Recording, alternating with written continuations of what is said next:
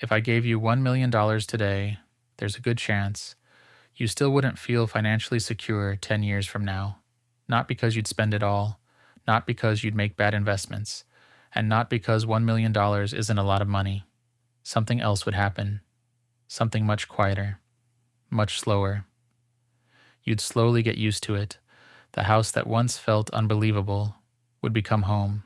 The car that once turned heads would become normal. The bank balance that once made you feel invincible would become your new baseline, and then, without even realizing it, you'd start worrying about losing everything you just got. That's the part nobody tells you. The biggest financial upgrade in your life doesn't just increase what you have, it increases what you're afraid to lose. That's why some people with almost nothing sleep peacefully, while others with millions lie awake at night, because financial security isn't the moment you have enough. It's the moment your definition of enough finally stops moving, and almost nobody realizes their definition has been moving their entire life.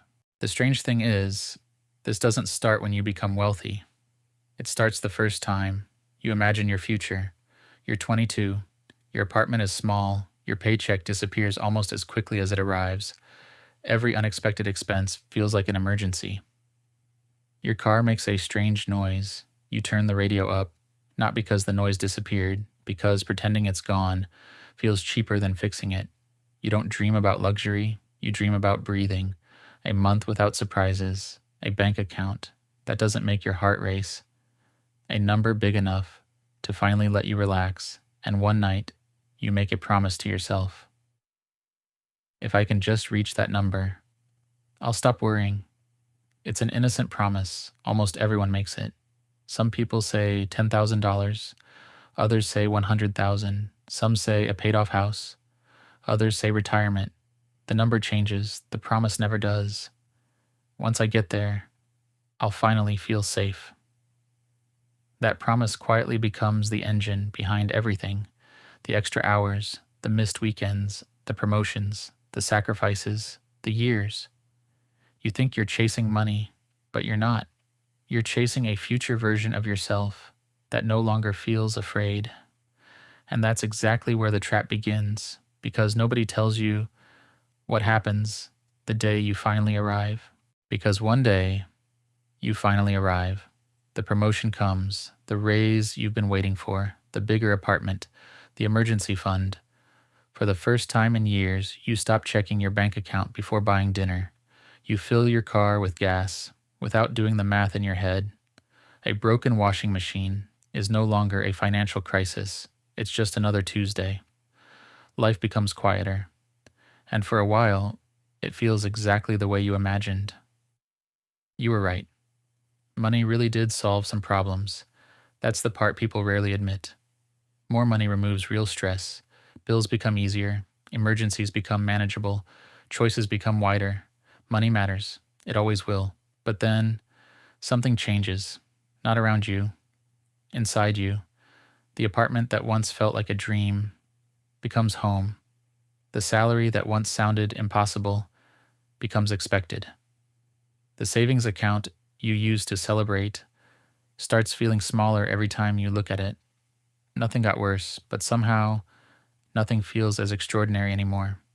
Then a friend buys a bigger house, a coworker gets promoted, someone your age sells a company, another posts photos from a vacation you never even considered. Suddenly, your life hasn't changed, but your reference point has. Without realizing it, you stop comparing yourself to the person you used to be and start comparing yourself to everyone around you. That's the moment. The finish line quietly moves.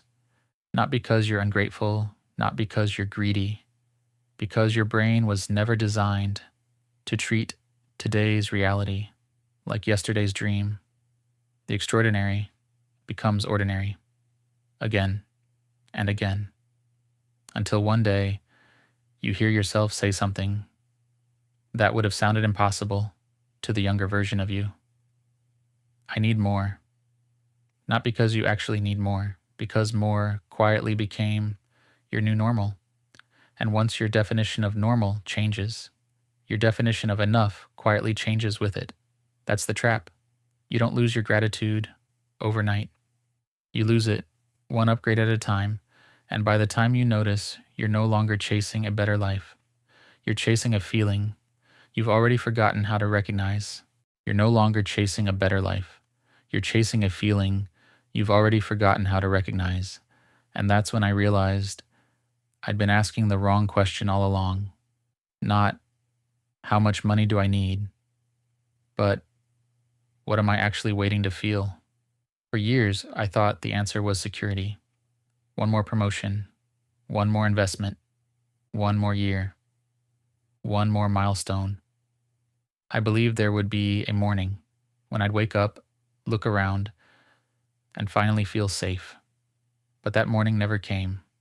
Not because I failed, because every time I reached the future I'd imagined, my imagination quietly created another one.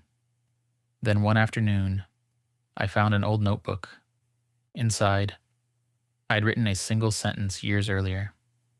If I can just save my first $10,000, I'll finally stop worrying. I just stared at it. Not because it was wrong, because I'd completely forgotten the person who wrote it, the version of me who believed $10,000 could change everything. And suddenly, something became painfully obvious. Every version of us believes the next version will finally relax. The student believes in the graduate believes in the career, the employee believes in the promotion, the parent believes in retirement. Every version hands peace of mind to someone who doesn't exist yet, until one day you become the future you've been waiting for, and without even noticing, you hand it away again. That's the real trap, not chasing more money, chasing a future version of yourself who finally feels enough. Then I looked around. The life I was living was once the life I couldn't stop dreaming about. The problems were different. The responsibilities were bigger. But so was everything I'd built. For years, I'd been measuring my life against the future. I had forgotten to measure it against my past. Maybe that's what financial security really is. Not eliminating uncertainty, not reaching a magical number, not making sure nothing ever goes wrong. Maybe it's finally realizing that peace of mind was never waiting.